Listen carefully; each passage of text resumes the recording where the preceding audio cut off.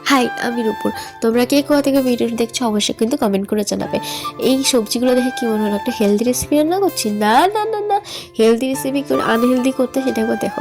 প্রথমে দিয়ে দিয়েছিলাম সর্ষের তেল, কেউ নাক ছিটকেও না প্লিজ, কারণ বাড়িতে সাদা তেল ছিল না।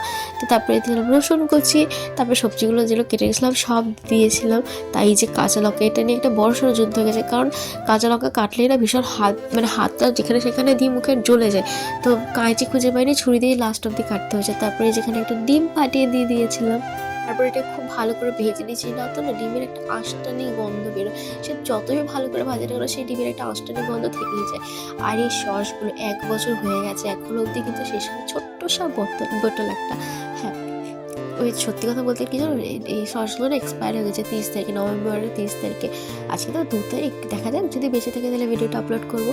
এই যে বলেছিলাম না হেলদি খাবারকে আনহেলদি করে দেবো, শেষে একটু নুনও দিয়ে দিয়েছিলাম যাতে টেস্টটা ঠিকঠাক থাকে। আর তোমরা কে কীরকম রান্নার ভিডিও দেখতে চাই অবশ্যই কিন্তু কমেন্ট করে জানাবে।